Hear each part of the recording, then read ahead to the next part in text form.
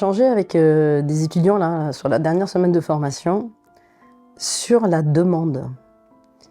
Et je leur disais, en fait, s'il n'y a pas de demande, il n'y a pas de demande. Donc il n'y a rien à faire. L'idée, c'est de se dire que s'il n'y a pas de demande, pourquoi je fais? J'avais une étudiante qui me racontait que son frère s'était caché quelque chose et que tous les jours, elle allait chez lui. Elle lui faisait le ménage, le repas, la vaisselle, etc., parce qu'il s'était cassé quelque chose. En fait, il lui a rien demandé. Et du coup, elle y allait. Et puis, ça devenait difficile d'y aller tous les jours, dans l'organisation, tu travailles, tu étudies en même temps, et elle continue à y aller. Mais pourquoi? Et quand ça s'est arrêté, quand il n'a plus eu besoin, elle attendait un peu de reconnaissance. Normal. Sauf que lui, il lui dit, mais je t'ai rien demandé. Et ça fait réfléchir. S'il n'y a pas de demande, il n'y a pas de demande. Les soignants, accompagnants, dans un sens très très large, ont cette tendance, je connais bien, à être un peu sauveur. C'est-à-dire à anticiper les besoins de l'autre, alors qu'en fait, parfois, il n'y a pas d'envie de l'autre. Et qu'est-ce que ça veut dire que d'aller anticiper ce potentiel besoin? Ça veut dire qu'en fait, le sauveur, si on veut l'appeler comme ça, il prend le pouvoir. Il vient, en faisant quelque chose pour l'autre, lui expliquer que l'autre, il n'est pas capable de faire tout seul. Donc il prend le pouvoir. Moi, je sais faire, viens, je vais faire pour toi. S'il n'y a pas de demande, il n'y a pas de demande. Et ça, je peux le répéter 100 fois. Alors moi aussi, je me fais de temps en temps avoir sur le fait qu'il n'y ait pas de demande et j'ai fait. Ça n'a rien à voir avec les cadeaux que l'on peut faire, je sais pas moi, à son amoureux pour faire une petite surprise, à condition que ce soit équilibré. Si c'est toujours dans un sens, c'est qu'il y a un problème. Donc ça, c'est vraiment important de se rendre compte de pourquoi on fait les choses.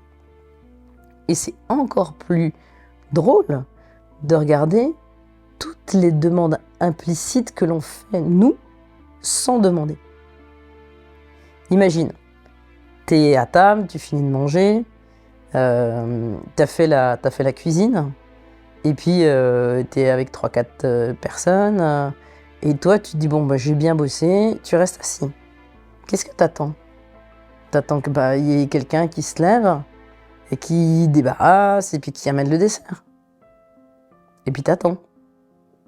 Et puis après tu montes en pression, tu te dis mais il pourrait quand même faire quelque chose. Il n'y a pas de demande, il n'y a pas de demande. Tu peux très bien dire, bon voilà, moi j'ai fait à manger, est-ce que tu veux bien débarrasser? L'autre il te dira oui ou non, mais ce sera clair. Et l'autre ne se sentira pas pris en otage par ta non-demande. Tu as envie de passer un moment avec des amis. Et tu te dis, tiens, il faut une soirée, j'aimerais bien y aller. Et tu dis ça dans ta tête. Et tu leur dis pas. Eux, peut-être, soit ils n'ont pas pensé, soit c'était pas prévu comme ça. Soit il y a 2 mois, tu leur avais dit que tu avais quelque chose qui s'est annulé. Mais eux, ils n'ont pas réactualisé leur info, donc ils pensent que tu n'es pas dispo.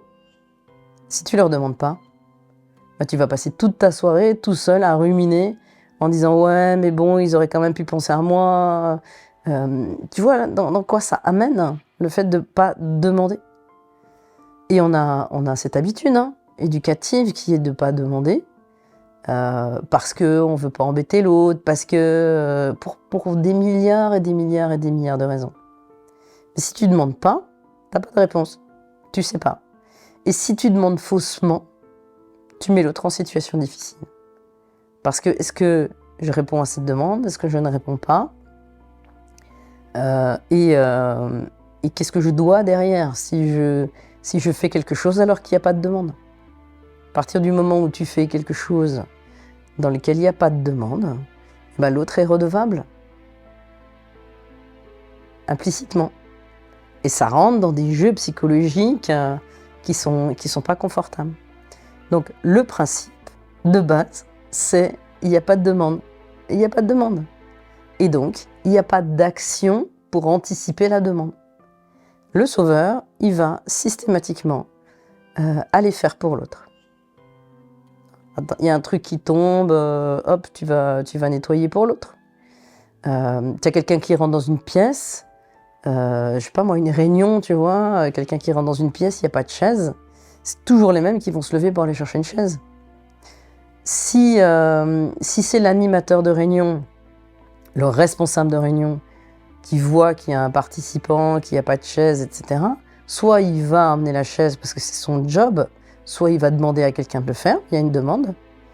Mais si toi, tu es un participant lambda et que tu vois qu'il y a quelqu'un qui arrive et qu'il n'y a pas de chaise, etc., et que tu te lèves, c'est pas ton job. Alors, est-ce que tu veux te faire voir? Est-ce que tu veux te faire bien voir? Est-ce que tu sais pas faire autrement parce que c'est vraiment quelque chose que tu as toujours mis en place? Peu importe, il n'y a pas de demande. Il n'y a pas de demande. Et ça, c'est fondamental. Donc, vraiment, aller comprendre les mécanismes de ça.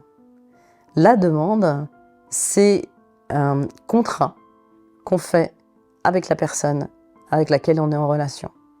Je ne te parle pas de la demande en mariage, de ces grosses demandes-là. Mais la demande, elle peut être impérative. Je te demande de ranger ta chambre. C'est une demande. Elle est impérative. Tu vois, c'est un peu un ordre. Et puis après, il peut y avoir plein d'autres types de demandes. Est-ce que tu voudrais bien m'amener le sel, puisque tu es dans la cuisine? C'est une demande. Si tu attends qu'il ramène le sel alors qu'il ne sait pas qu'il a besoin de te le ramener, tu n'auras jamais le sel.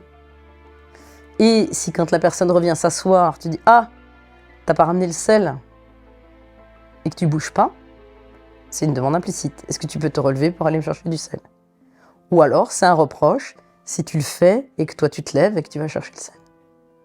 Tu vois, tous ces jeux-là, psychologiques d'influence, ils sont sur la communication, sur la verbalisation des choses. Et en fonction de ça, tu te positionnes d'une façon ou d'une autre dans la relation que tu mets à l'autre. Donc, s'il n'y a pas de demande, il n'y a pas de demande. S'il y a une demande, je suis libre de dire oui ou non. Et du coup, il n'y a plus de jeu de pouvoir.